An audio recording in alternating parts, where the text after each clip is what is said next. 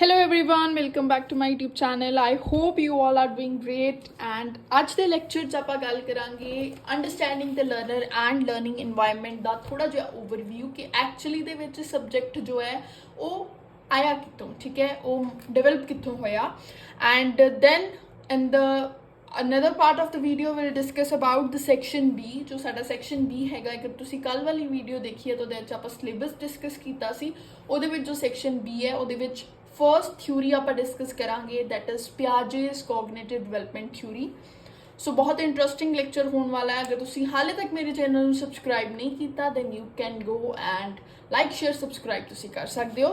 सो आप डिस्कस करांगे understanding the learner and learning environment. हुण ये जिहड़ा एक सबजैक्ट हैगा है ये बनिया कित्थों। सो बेसिकली ये जो सबजैक्ट है डिवेलप होया है फ्रॉम द वर्ड और मतलब ये साइकोलॉजी सबजैक्ट तो मॉडिफाई होके हुणे दा नाम कर दिता गया understanding the learner and the learning environment, ठीक है। सो ये साइकोलॉजी और we can say child psychology तो डिवेलप होया है बिकॉज ये की पढ़ रहे हैं आप लर्नर अंडरस्टैंडिंग द लर्नर मतलब कि जिन्हों असी पढ़ा रहे हैं, असी किनू पढ़ा रहे हैं, बच्चों पढ़ा रहे हैं। सो असी चाइल्ड, ठीक है, चाइल्ड नू समझ रहे हैं, उन्होंने अंडरस्टैंड करने की कोशिश कर रहे हैं, ठीक है, उन्होंने सोशली इमोशनली फिजिकली कोगनेटिवली उन्होंने कोगनेटिव डिवेलपमेंट उदी करवा रहे हैं।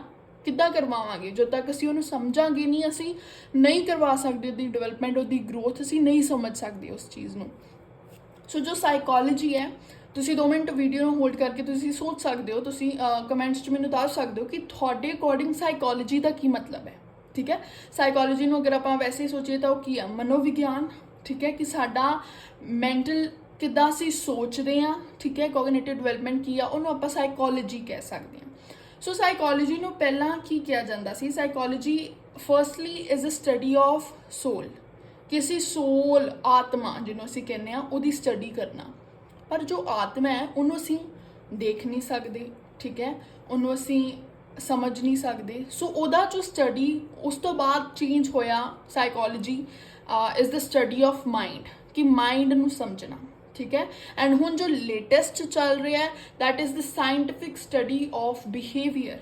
बिहेवियर ਨੂੰ ਅਸੀਂ ਦੇਖ ਸਕਦੇ ਹਾਂ, ਅਸੀਂ ਇੱਕ ਇਨਸਾਨ ਦੇ ਬਿਹੇਵੀਅਰ ਨੂੰ ਸਮਝ ਸਕਦੇ ਹਾਂ, ਠੀਕ ਹੈ, ਦੇਖ ਨਹੀਂ ਸਕਦੇ, ਹਾਂ ਦੇਖ ਸਕਦੇ ਹਾਂ ਕਿ ਆਪਾਂ ਉਸ ਇਨਸਾਨ ਦਾ ਬਿਹੇਵੀਅਰ ਆਪਾਂ ਕਹਿੰਦੇ ਨਾ ਕਿ ਉਹਦਾ ਬਿਹੇਵੀਅਰ ਬਹੁਤ ਰੂਡ ਹੈ, ਉਹਦਾ ਬਿਹੇਵੀਅਰ ਬੜਾ ਅੱਛਾ ਹੈ, ਫਰੈਂਡਲੀ ਹੈ। ਸੋ ਇਹ ਸਭ ਕਿੱਦਾਂ ਹੈ ਕਿਉਂਕਿ ਆਪਾਂ ਦੇਖ ਸਕਦੇ ਹਾਂ, ਠੀਕ ਹੈ।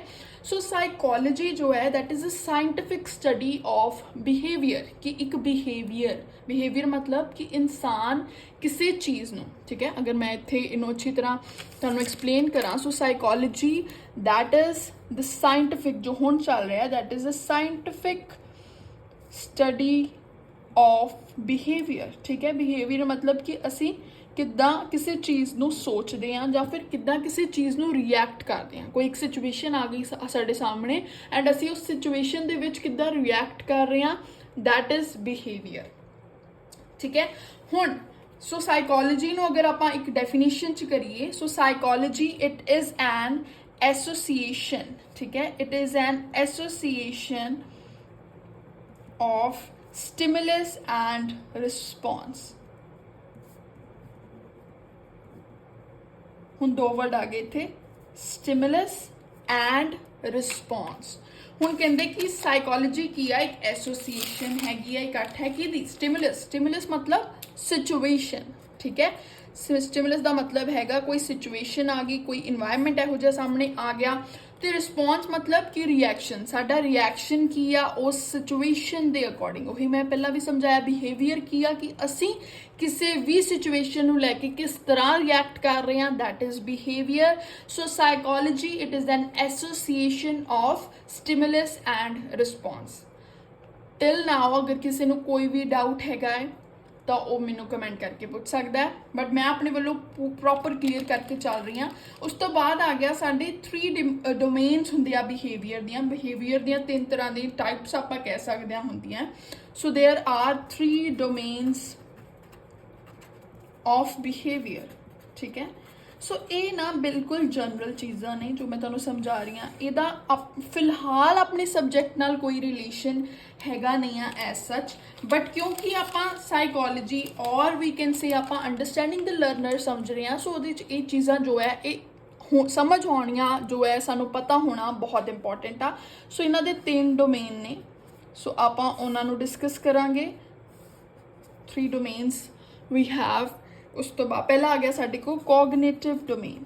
ਹੁਣ ਕੋਗਨੀਟਿਵ मतलब ਰਿਲੇਟਿਡ ਟੂ योर ਮੈਂਟਲ, ठीक है, ਮੈਂਟਲ ਐਬਿਲਿਟੀ। ਫਿਰ ਆ ਗਿਆ ਸਾਡੇ ਕੋਲ ਇਫੈਕਟਿਵ ਡੋਮੇਨ, ਇਹਨੂੰ ਵੀ ਆਪਾਂ ਡਿਸਕਸ ਕਰਦੇ ਹਾਂ। then we have psychomotor domain, ठीक है, psychomotor domain। so firstly we have cognitive domain। cognitive मतलब कि knowing type behavior भी इन्हों ਆਪਾਂ ਕਹਿ ਸਕਦੇ ਹਾਂ कि ਅਸੀਂ ਕਿੰਨਾ ਜਾਣ ਰਹੇ ਹਾਂ, ठीक है, ਸਾਡੀ mental ability ਕਿੰਨੀ ਹੈ ਉਹਨੂੰ ਆਪਾਂ cognitive domain ਕਵਾਂਗੇ। ਫਿਰ ਆ ਗਿਆ effective domain। effective मतलब affection, ਅਸੀਂ ਸਾਡੀਆਂ ਫੀਲਿੰਗ, ठीक है, साढ़े इमोशन वाला बिहेवियर और डोमेन वो इफेक्टिव डोमेन है। एंड साइकोमोटर मतलब साइकोमोटर ਨੂੰ ਆਪਾਂ ਕੋਗਨੀਟਿਵ ਵੀ ਕਹਿੰਦੇ ਆ, ਕੋਗਨੀਟਿਵ टाइप।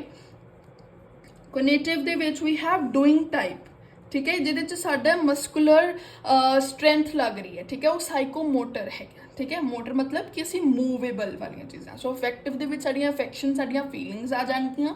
ਕੋਗਨੀਟਿਵ ਦੇ ਵਿੱਚ ਨੋਇੰਗ ਟਾਈਪ ਬਿਹੇਵੀਅਰ ਆਪਾਂ ਇਹਨੂੰ ਕਹਿ ਸਕਦੇ ਹਾਂ, ਜਿਹਦੇ ਵਿੱਚ ਅਸੀਂ ਕਿਸੇ ਚੀਜ਼ ਨੂੰ ਸਮਝਣ ਦੀ ਸਾਡੇ 'ਚ ਕਿੰਨੀ ਕੈਪੈਸਿਟੀ ਹੈ, ਕਾਬਲੀਅਤ ਹੈ, ਉਹਨੂੰ ਆਪਾਂ ਕਹਿ ਸਕਦੇ ਹਾਂ। Cognitive just related to simply mental, ਠੀਕ ਹੈ, ਸਾਡੀ ਮੈਂਟਲ ਐਬਿਲਿਟੀਜ਼ ਨਾਲ ਜੋ ਰਿਲੇਟ ਹੈ, ठीक है।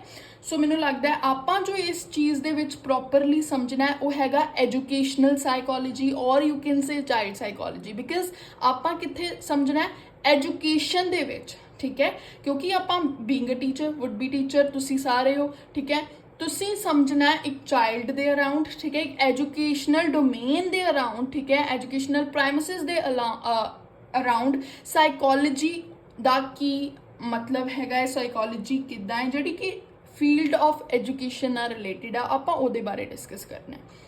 और इन अगर आप एक्सप्लेन इन सिंपल टर्म्स दे विच गल करिए तो आपां समझना है कि एक लर्नर हैगा है वो किद्दां अंडरस्टैंड करदा है, उन्होंने समझना है, आपां उन्होंने अंडरस्टैंड करना है एंड लर्निंग इन्वायरमेंट नूं आपां समझना है, ठीक है।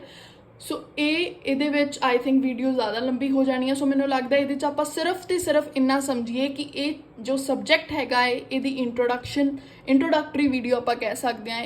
ਸੋ ਇਹਦੇ ਵਿੱਚ ਆਪਾਂ ਇਹ ਡਿਸਕਸ ਕਰਾਂਗੇ। ਨੈਕਸਟ ਵੀਡੀਓ ਦੇ ਵਿੱਚ ਡੈਫੀਨੇਟਲੀ ਆਪਾਂ ਸੈਕਸ਼ਨ B ਤੋਂ ਸਿੱਧਾ ਸਟਾਰਟ ਕਰਾਂਗੇ ਐਂਡ ਥਿਊਰੀ ਤੋਂ ਆਪਾਂ ਸਟਾਰਟ ਕਰਾਂਗੇ। सो अगर तुहानू वीडियो अच्छी लगी है then please like share subscribe करना ना भूलना। एंड अगर किसी भी चीज़ च कोई भी डाउट आ, कोई भी तुहानू क्लैरिटी नहीं हुई या मेरे तो कुछ गलत बोलिया गया तो दैन तुसी कमेंट करके ज़रूर दस सकते हो। Till then bye bye, see you in the next video.